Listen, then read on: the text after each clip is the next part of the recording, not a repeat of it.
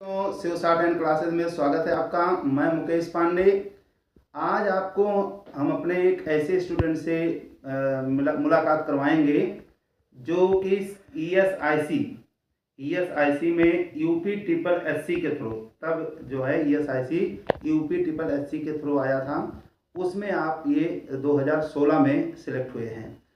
और इनका नाम है हिमांशु शर्मा।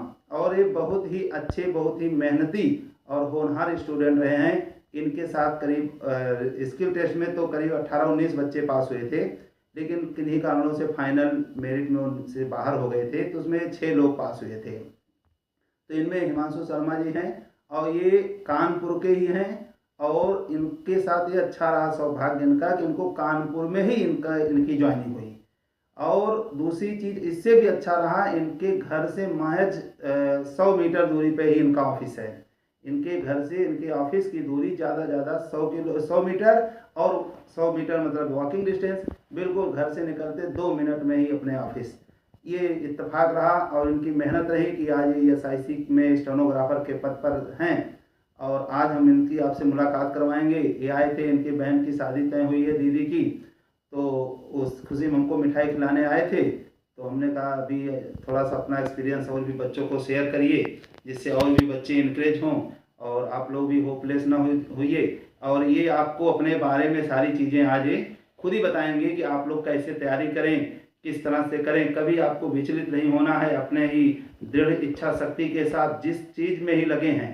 जरूरी नहीं कि स्टेनोग्राफर में लगे हैं कि स्टेनोग्राफर ही है, ऐसा नहीं। जिस चीज़ में आपका रुझान है, जिस चीज़ की इच्छा है, वो चीज़ हमको इन्होंने बताया है। वही चीज़ हमने कहा कि आज आप लोगों को भी ये बताएं, जिससे आप लोगों को भी कुछ मार्गदर्शन मिल सके और इनका एक्सपीरियंस भी देखें कि इन्होंने कैसे तैयारी किया, क्या किया, कैसे हमारे संपर्क में आए और कैसे इनको नौकरी मिली। ये सारी चीज़ें अभी हिमांशु जी आपको बताएंगे।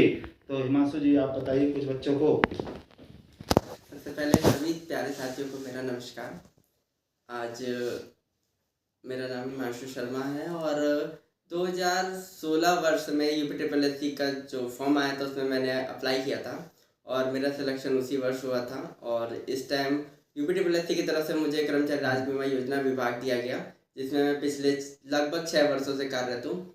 आज बड़े दिनों बाद मैं गुरुजी से मिलने आया, तो सर से ऐसी चर्चा में बात हुई कि मेरे साथ भी ऐसा हुआ था कि जब मैंने तैयारी स्टार्ट की थी तो रिटर्न की सब पहले तैयारी की थी, फिर उसके बाद ये मुझे बताया गया कि स्टेनो में स्कोप अच्छा है, थोड़ा सा नौकरियां जल्दी मिल जाती हैं, थोड़ा सा कंपटीशन कम हो जाता है। तो फिर मैं ऐसे ही स्टेनो की कोचिंग ढूंढते हुए सर के पास आया। तो फिर मैंने वहाँ से तैयारी स्टार्ट की। स्टार्टिंग के कुछ मंथ्स में तो समझ ही नहीं आता था क्या लिख रहे हैं, कुछ पता ही नहीं चलता था। तो धीरे धीरे फिर इतना मन लग गया कि कंटिन्यू में मतलब सर ने इतनी मेहनत करवाई। कभी कदार सर गुस्से में डांट भी बहुत देते थे और पनिश भी कर देते थे, तो तुरंत में तो बहुत ख़राब लगता था। लेकिन आज ये एहसास होता है कि अगर सर ने ना डांटा होता या ना कुछ कहा तो शायद आज यहाँ तक नहीं पहुँचते। तो जब मैं सर से मिला और उसके बाद मैंने तैयारी की तो निरंतरता के साथ मैंने तैयारी की। और होता क्या है कि जब हम किसी चीज़ की तैयारी करते हैं तो जिस दिन हम थोड़ा ज़्यादा पढ़ लेते हैं तो हमें अपने पर कॉन्फिडेंस ज़्यादा आ जाता है। एक आध दिन बीच में गैप हो जाता है या फिर कहीं रिजल्ट आता है हमारा सिलेक्शन नहीं होता तो हम होपलेस हो जाते हैं, जिसमें लगता है कि अब नहीं होगा, हमारे साथ वाले को हो गया। तो ऐसा सबके साथ होता है और ये आम बात है। तो अगर किसी भी चीज़ में हम ईमानदारी से निरंतरता के साथ, और आप चाहे जहाँ भी जिस क्षेत्र में, चाहे पढ़ाई का नहीं, जिस क्षेत्र में आप सफल होना चाहते हैं या जिस क्षेत्र में आपकी रुचि है और आप मेहनत कर रहे हैं, तो 2 चीज़ें, एक तो अपनी निरंतरता और धैर्य के साथ हमेशा साथ में मेहनत करें। दूसरी चीज़, गुरु कोई भी हो, आप जहाँ भी पढ़ाई कर रहे हो, जिनसे आप मार्गदर्शन ले रहे हो, उन पे पूरा विश्वास करते हुए आगे बढ़ते रहें।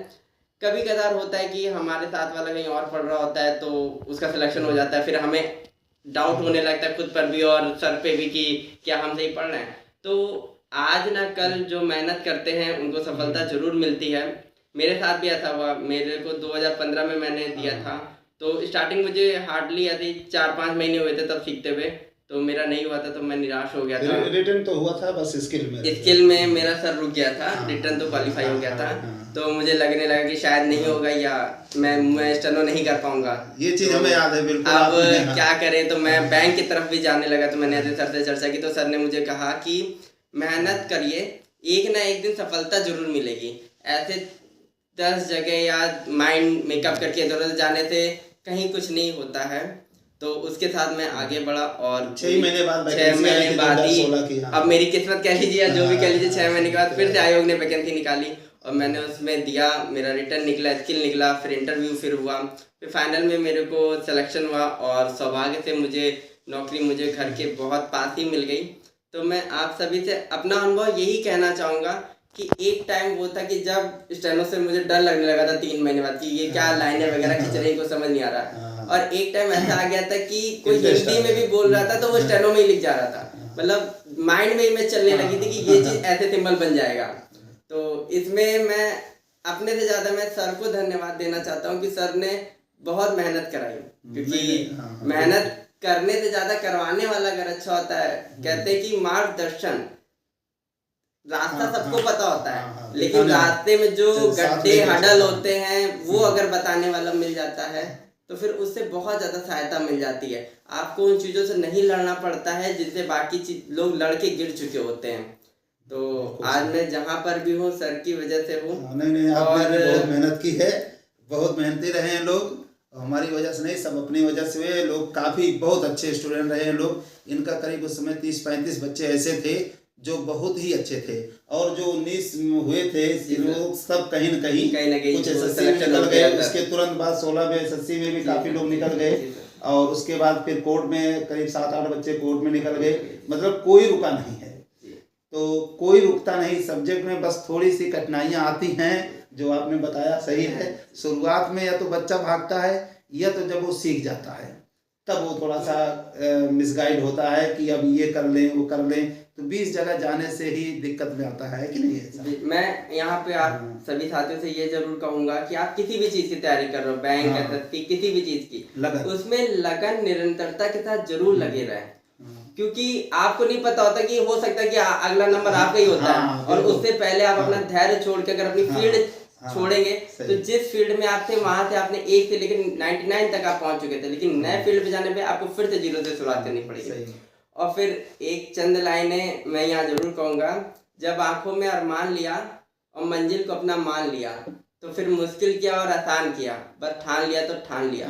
मेरे अभी सभी साथियों को मेरी अपनी तरफ से बेस्ट विशेष के साथ मैं आपके लिए यही कहना चाहूँगा कि बस मेहनत करें, और जहाँ भी आप पढ़ रहे हैं आप अपने ऊपर और गुरुजनों के ऊपर और अपने माता पिता के आशीर्वाद पर ही विश्वास करें और आगे बढ़ते रहे। एक ना एक दिन सफलता आपको जरूर मिलेगी। इसके साथ ही मेरे सभी प्यारे साथियों को मेरा नमस्कार। तो थोड़ा सा अब जैसे इन्होंने बताया कि हो सकता है अगला चांस आपका हो, बिल्कुल सही बात है।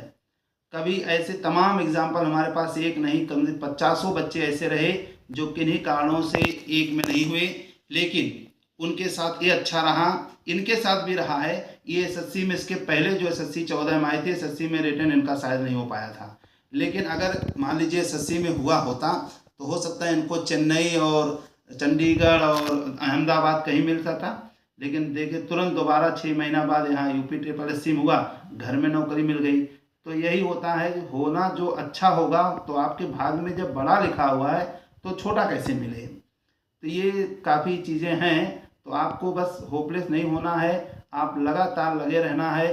कभी मतलब तमाम परिस्थितियाँ आती हैं तो उसको आप शेयर करें, और कहीं कोई दिक्कत होती है तो थोड़ा सा तो परिस्थितियों का सामना मुकाबला करना ही पड़ेगा।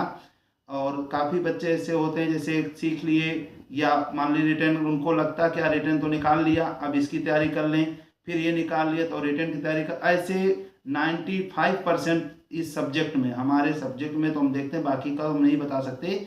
हमारे यहाँ जो होता है कि यही होता है, बच्चा रिटर्न की तैयारी करता है, रिटर्न निकाल लेता है, फिर हमारे पास आता है। फिर हमारे पास आएगा तो हम इसे शुरू करेंगे, 6 महीना 7 महीना 8 महीना 1 साल लगा, जब हमारा अच्छे से तैयार कर लिया तो उधर रिटर्न पर बात कर लेता है, फिर रिटर्न नहीं निकाल पाता है। तो दोनों को आपको साथ में लेके चलना है। आपने रिटर्न निकाल लिया, इंटरव्यू फेल हो गए तो भी बेकार है। आप इसका मतलब है कि आप रिटर्न भी पढ़िए, यानी प्री करिए, मेंस की भी साथ में तैयारी होनी चाहिए। ये नहीं कि प्री निकाल लेंगे फिर हम मेंस पे ध्यान देंगे, ये तो फिर नौकरी नहीं मिलती है, बहुत समय लग जाता है। आपको साथ साथ ले, बस ये ध्यान रखना जो चीज़ें अच्छी हैं।